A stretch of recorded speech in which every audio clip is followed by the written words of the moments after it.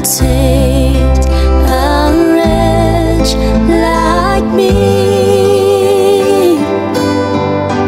I once was lost, but now I'm found.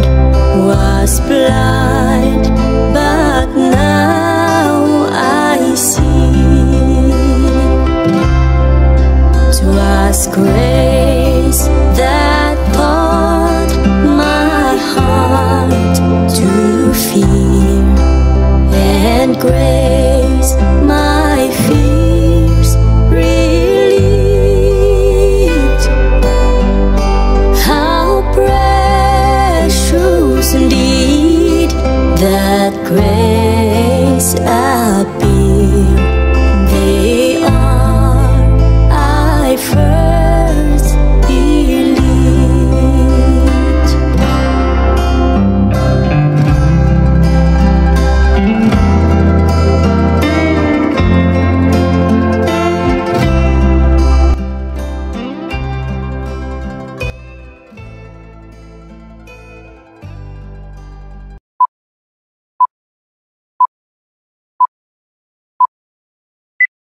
Shalom, jemaat yang dikasihi Tuhan.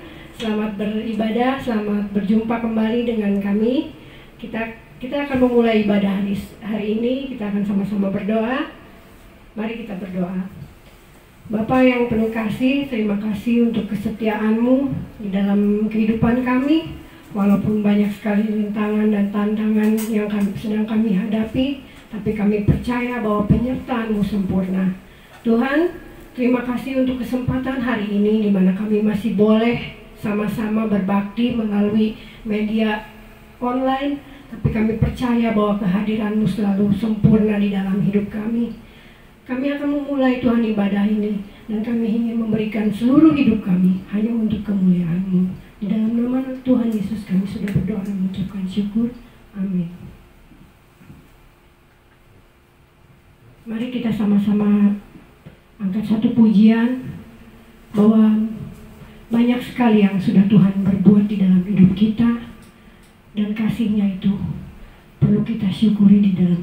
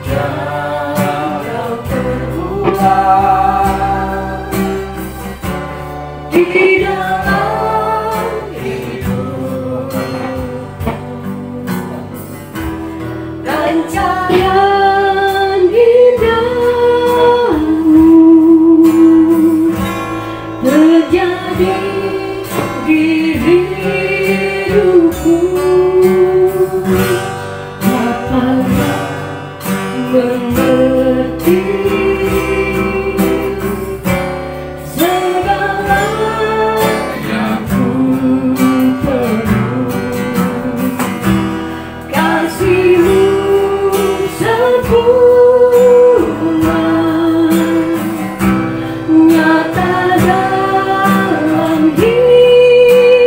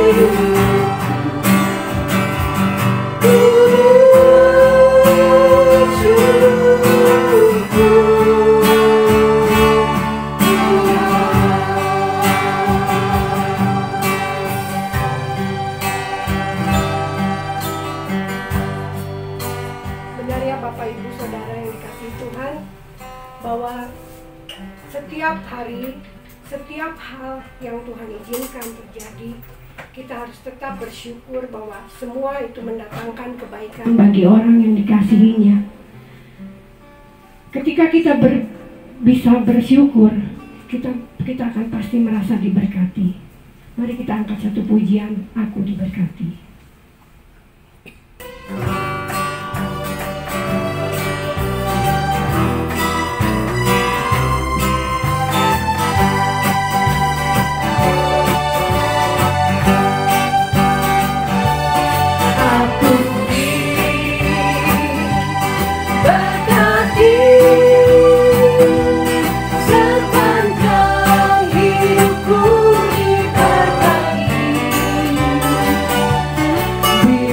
Bangun pagi hari, siang berganti malam, aku diberkati.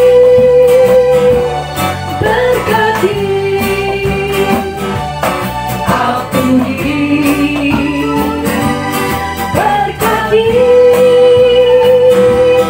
sepanjang hidupku diberkati. Bila bangun pagi hari, siang berganti malam, aku diberkati.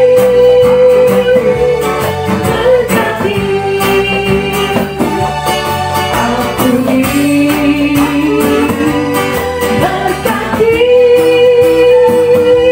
sepanjang hidupku diberkati. Bila bangun pagi hari, siang berganti malam, aku diberkati.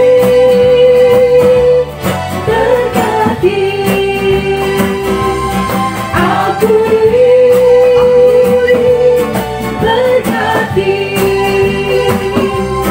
Aku diberkati.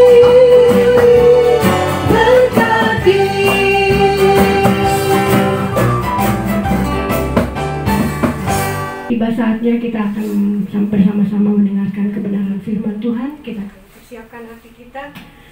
Kita akan sama-sama mengenaikan satu pujian, Ku Mau Setia Sampai Akhir.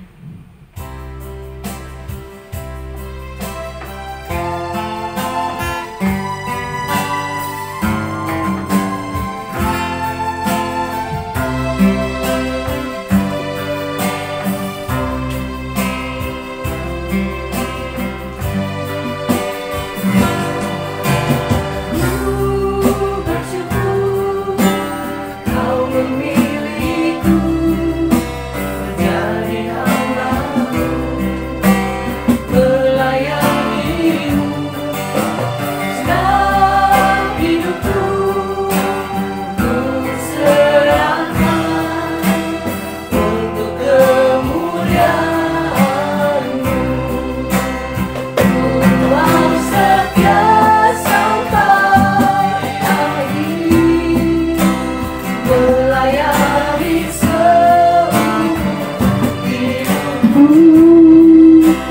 sampai ku dapatkan mahkota kehidupan di dalam kerajaan-Mu.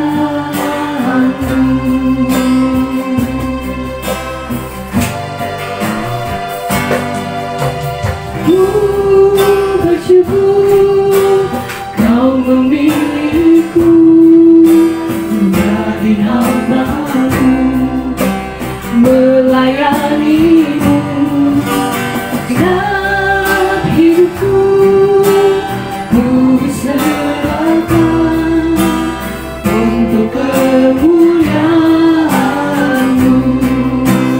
Ku mau setia sampai akhir, melayani seumur hidupku,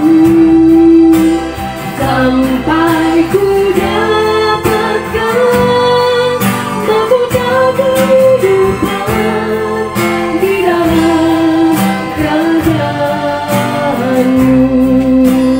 Ku mau setia sampai akhir, melayani seumur hidupku, sampai ku dapatkan mahkota kehidupan di dalam kerajaan-Mu.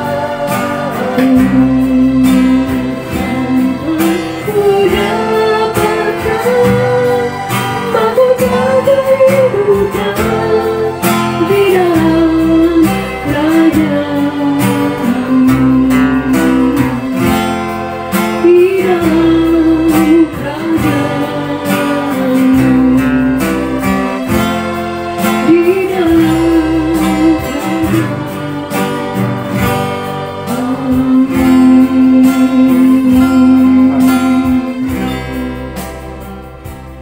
Saya persilakan untuk hambanya.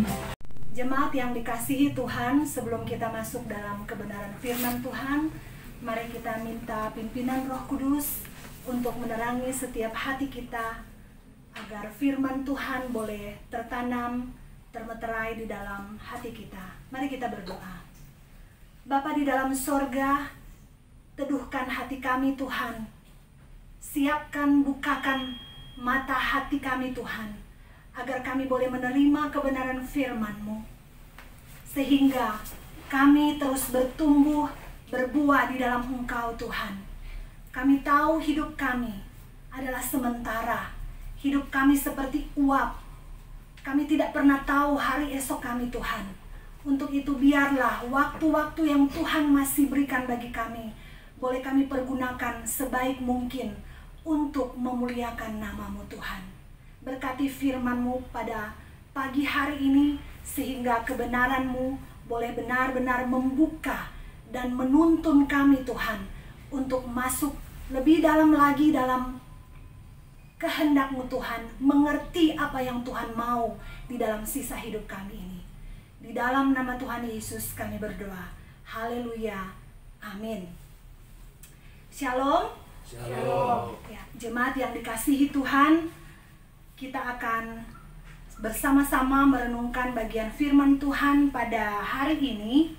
Saya memberi tema khotbah saya pada hari ini dengan judul Kuk Kelegaan. Ya. Kita akan sama-sama membaca dari satu bagian firman Tuhan di dalam Matius pasalnya yang ke-11 ayat 28 sampai 30. Matius 11 ayat 28 sampai 30. Ya, kita boleh membaca ya bersama-sama. Saya akan bacakan. Marilah kepadaku semua yang letih lesu dan berbeban berat, aku akan memberi kelegaan kepadamu. Pikulah kuk yang kupasang dan belajarlah kepadaku, karena aku lemah lembut dan rendah hati, dan jiwamu akan mendapat ketenangan. Sebab kuk yang kupasang itu enak, dan bebanku pun ringan.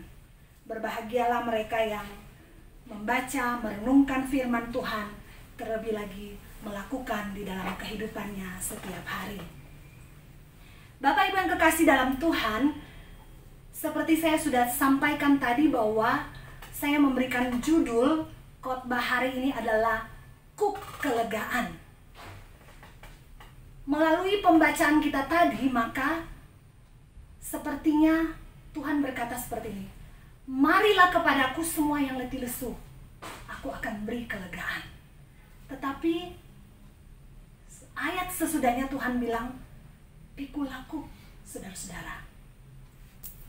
Secara kasat mata atau secara kita mendengar begitu saja, saudara-saudara, maka kita mendapati seakan-akan dua ayat ini seperti hal yang kontradiksi.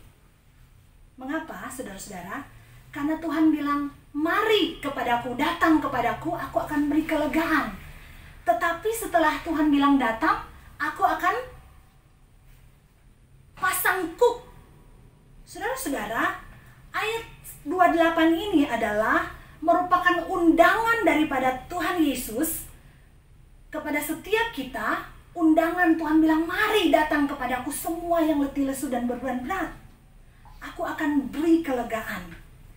Nah, mungkin bagi pemahaman kita setiap orang atau sementara orang, bahwa kelegaan yang Tuhan maksudkan adalah bicara tentang kelepasan atau terlepasnya kita dari kuk, dari hal-hal yang membuat kita berbeban berat, yang membuat kita letih lesu dan seakan-akan berbeban berat. Tetapi ayat 29 Tuhan berkata, pikulah kuk yang kupasang. Nah, saudara-saudara, apakah memang demikian? Undangan Yesus sepertinya tidak menjawab kebutuhan sebagian orang yang sedang letih lesu, berbeban berat, tapi Tuhan bilang, datang kepadaku, tapi aku akan pasang kuk kepadamu. Bapak yang kekasih dalam Tuhan, kata kelegaan di dalam ayat 28 dan ayat 29 itu mengandung makna yang sama, ya, dari kata yang sama, yaitu anapao, dan juga bicara tentang rest, atau artinya memberi kelegaan, memberi kesegaran dan peristirahatan, beristirahat. Jadi di dalam kata kelegaan di ayat 28 dan 29, ayat 29 itu bicara tentang ketenangan, itu mengandung makna yang sama. Tetapi saudara-saudara, jenis kelegaan yang seperti apa yang dimaksudkan Allah, ya? Ketika Tuhan berkata di dalam ayat 8, mari datang kepadaku, hai semua yang letih lesu dan berbeban berat, aku akan beri kelegaan. Ternyata saudara-saudara, jawaban daripada kelegaan yang seperti apa adalah kelegaan yang ada di dalam ayat 29 itu adalah bicara tentang kelegaan jiwa, ya. Dalam bahasa Inggris dikatakan, I will give you rest for your soul.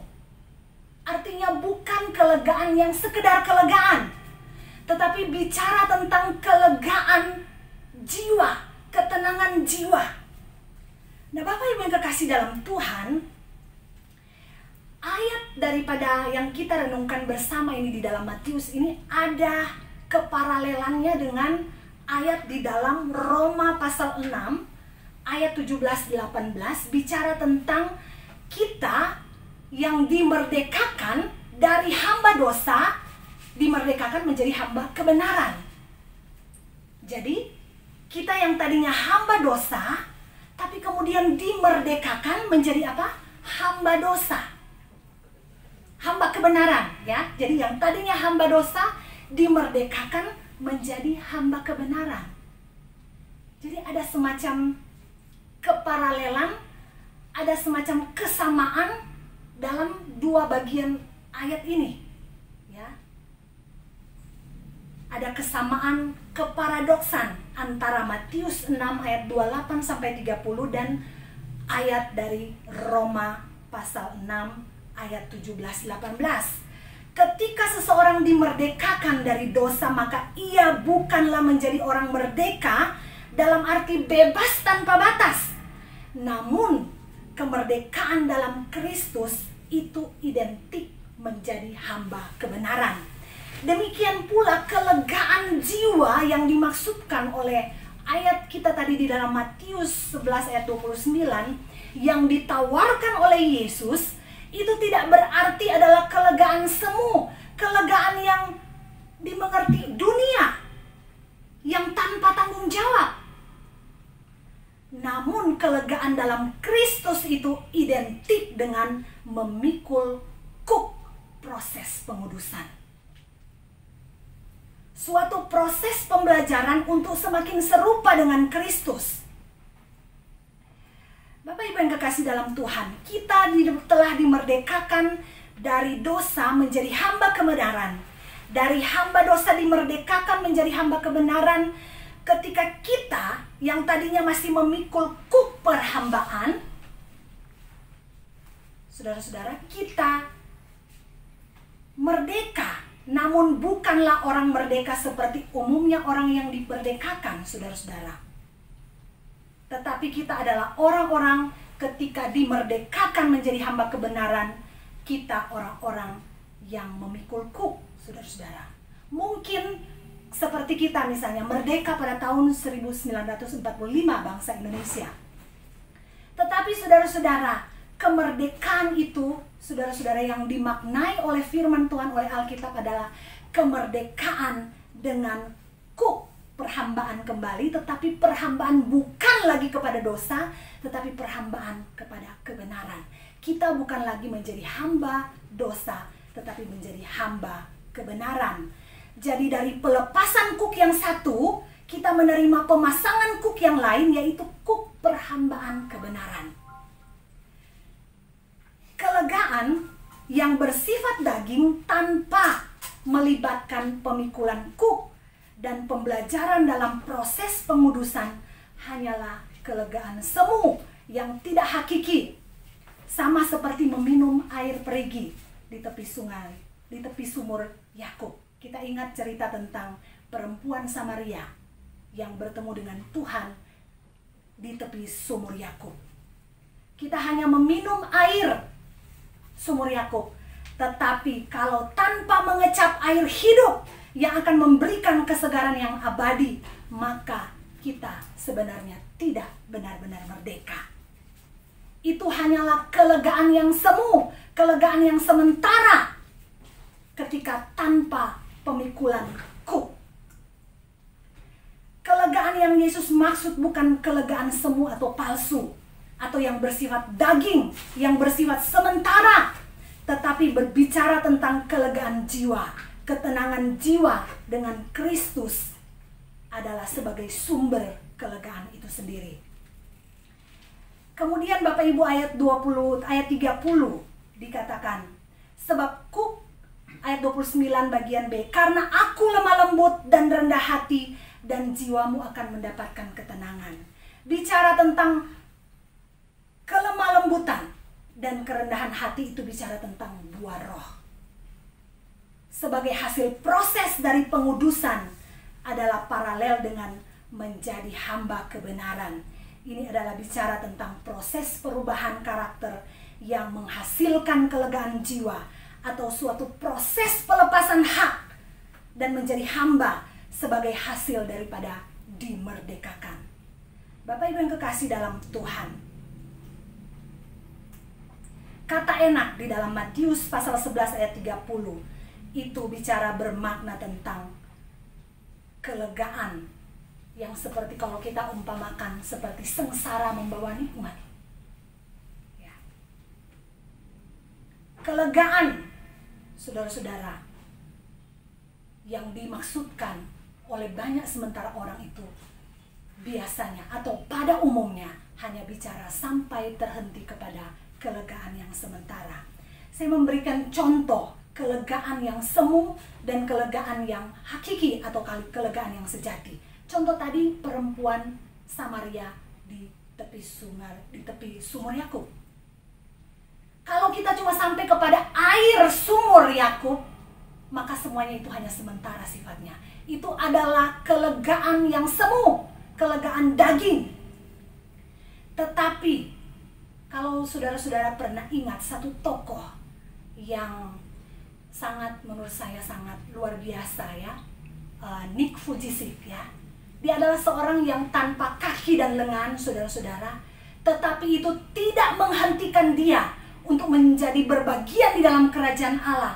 Tidak menjadi satu keterbatasan yang membatasi dia untuk berkarya bagi kerajaan Allah. Dia mendapatkan kelegaan yang sejati, kelegaan jiwa yang sejati, meskipun tanpa tangan dan kaki, Bapak Ibu. Tetapi dia mendapatkan kelegaan yang sesungguhnya di dalam Kristus. Menurut Abraham Maslow ada 5 kebutuhan dasar manusia ya, yaitu kebutuhan fisik, kebutuhan akan rasa aman, kebutuhan akan sosial, kebutuhan penghargaan, dan aktualisasi diri. Itu adalah 5 kebutuhan dasar manusia menurut Maslow.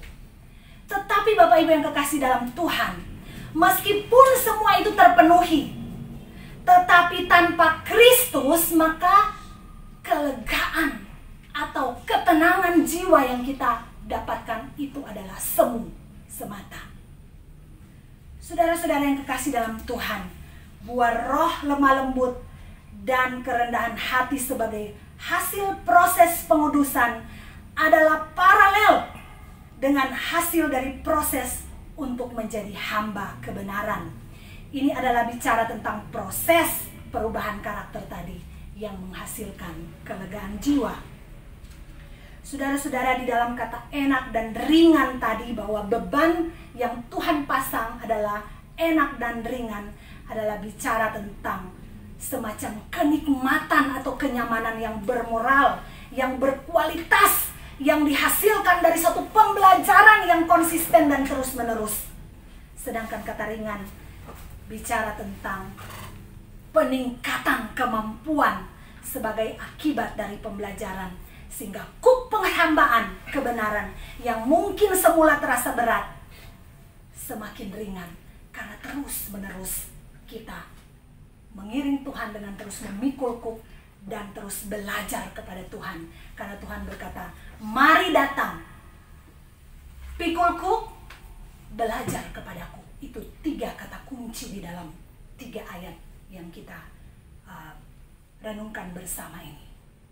Nah, Bapak Ibu yang kekasih dalam Tuhan, jadi kesimpulan daripada perenungan kita ada 3 hal ya, dari ayat bacaan kita tadi dari Matius 11 ayat 28 sampai 30 adalah, yang pertama adalah datang pada Yesus. Yang kedua adalah pikul kuk yang dipasang oleh Yesus. Dan yang ketiga adalah belajar pada Yesus. Datang kepada Kristus adalah prasyarat untuk memperoleh kelegaan yang sesungguhnya. Datang kepada Kristus tanpa memikul kuk dan belajar kepadanya adalah kedatangan yang semu. Memikul kuk adalah paralel dengan hamba dosa yang bebas berbuat dosa tadinya, tetapi yang dimerdekakan untuk menjadi hamba kebenaran dengan diberi kuk sebagai pembatas terhadap kebebasan untuk berbuat dosa. Dan kemudian tanpa itu, saudara-saudara, dan tanpa belajar kepada Kristus, maka datang kepada Kristus adalah proses yang semu untuk memperoleh kelegaan yang sesungguhnya. Jadi Bapak Ibu yang kekasih dalam Tuhan, saya mau akhiri dengan satu cerita di masa kecil saya, saudara-saudara, untuk sedikit mengerti tentang bagaimana kita pemasangan kuk itu, saudara-saudara. Saya dibesarkan oleh orang tua saya dengan orang tua saya petani, dan saya pernah mengalami masa kecil ketika menanam padi di ladang yang kering, dan juga mengalami menanam padi di ladang di sawah ya. Nah, saudara-saudara, proses untuk menanam padi di sawah adalah dimulai dengan membajak ya. Kita memerlukan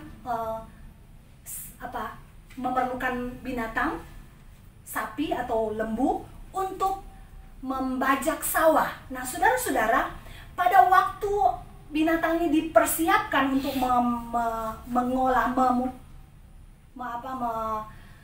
menyiapkan lahan yang akan ditanami, maka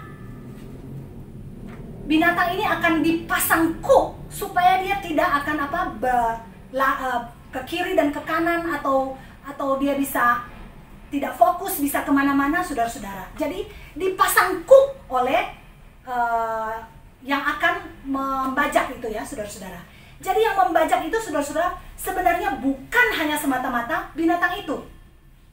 Ketika binatang itu dipasang kuk supaya dia tidak melenceng ke kiri dan ke kanan, tetapi dan supaya juga dia tidak lari berjalan atau lari semena-mena, maka harus ada orang yang mengendalikan, ya, sampai proses itu selesai. Jadi saudara-saudara, kalau kita lihat saudara-saudara, kuk itu bisa, pemasangan kuk itu, kita ingat bahwa Tuhan Yesus pernah berkata, setiap orang yang mau membajak, ya, siap untuk membajak, maka dia tidak boleh menoleh ke belakang. Jadi saudara-saudara, bagaimana supaya binatang itu tidak menengok ke belakang? Maka dia harus dipasang kuk dan dikendalikan oleh tuannya. Awal-awalnya hewan itu akan berontak, ya, merontak karena dipasang kuk, kan otomatis dibatasi pergerakannya. Tetapi lama-kelamaan dia akan merasa mulai nyaman, meskipun mungkin larinya atau jalan masih pelan-pelan, lama-lama dia mulai berlari lebih cepat. Dan dia akan lurus ke depan. Bapak Ibu yang kekasih dalam Tuhan, artinya apa? Setiap kita harus benar-benar datang kepada Tuhan. Dan kita harus siap dipasang kuk oleh Tuhan. Dan tidak berhenti di situ, kita harus terus belajar kepada Kristus. Karena yang mengendalikan hidup kita adalah tetap Kristus. Sampai kita selesai membajak.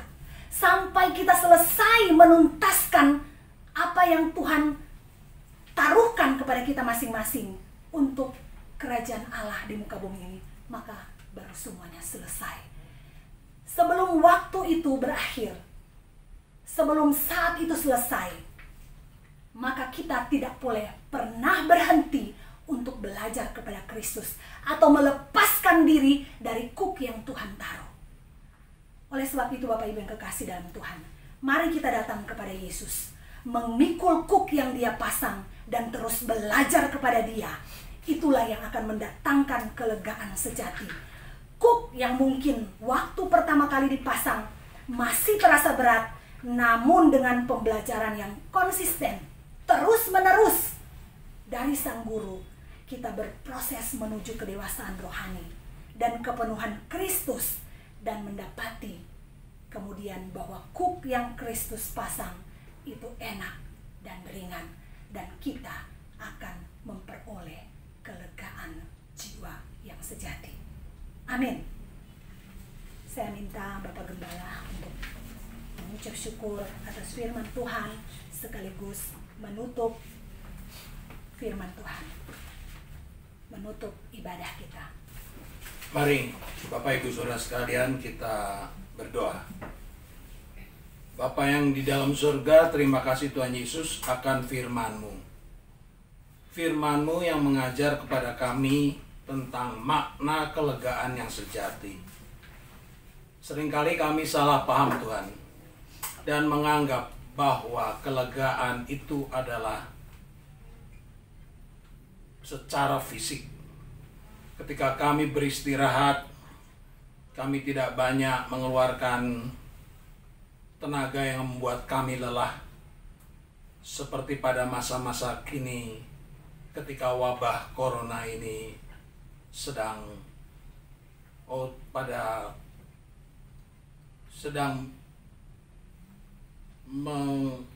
melanda seluruh negara kami. Kami tinggal di rumah, kami tidak bekerja seperti biasanya, dan kami merasa bahwa itu adalah suatu kelegaan. Namun kami salah paham Tuhan. Karena begitu banyak orang yang tinggal di rumah, kurang bekerja, kurang mengeluarkan tenaga, namun tidak memperoleh kelegaan yang sejati itu. nampaknya kelegaan fisik ini bertentangan dengan kelegaan jiwa. Karena seringkali kebutuhan fisik ini begitu dangkal, berbeda dengan kebutuhan jiwa yang memerlukan satu kelegaan yang benar-benar kelegaan yang sejati. Firman-Mu mengajar kepada kami, Tuhan, tidak ada kelegaan di luar Kristus. Karena itu Tuhan, kami harus datang kepada Kristus supaya kami boleh memperoleh kelegaan yang sejati itu. Tidak cukup kami hanya datang kepadamu saja Tuhan, namun kami juga harus bersedia menerima kuk dari Engkau sendiri, kuk perhambaan kebenaran. Tuhan, seringkali kami memaknai kuk perhambaan kebenaran itu bukan sebagai kelegaan. Itu bukan zona nyaman. Itu adalah zona yang tidak nyaman. Itu adalah benar-benar harus mematikan daging kami. Padahal sebenarnya justru disitulah letaknya Tuhan. Kami bisa mencapai kelegaan yang sejati. Kami juga seringkali sudah bersedia menerima kuk dari Engkau, tetapi kami tidak mau belajar, Tuhan. Tuhan, ajar kepada kami, supaya kami setiap hari mau belajar dari Engkau sendiri, melalui firman-Mu, melalui berelasi pribadi dengan Engkau, agar kami bertumbuh di dalam kelegaan yang sejati itu.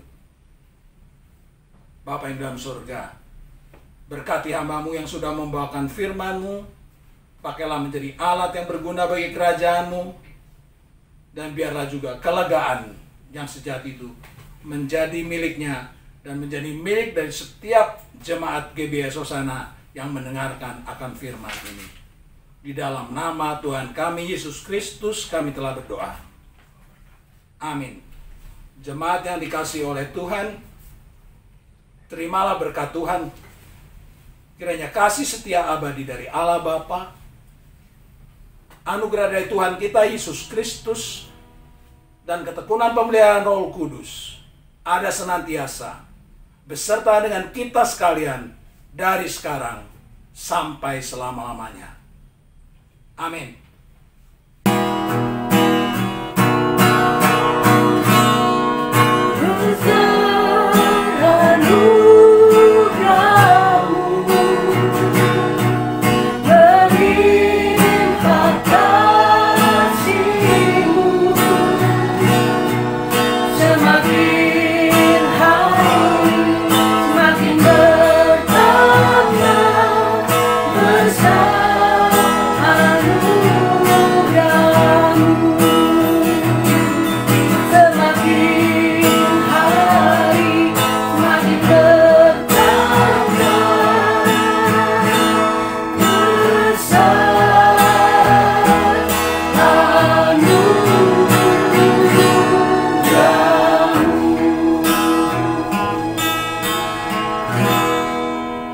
Selesai. Bagi ibu bapak yang ingin mempersembahkan persembahan, boleh mentransfer ke rekening yang akan ditayangkan setelah tayangan berikut ini. Tuhan Yesus memberkati.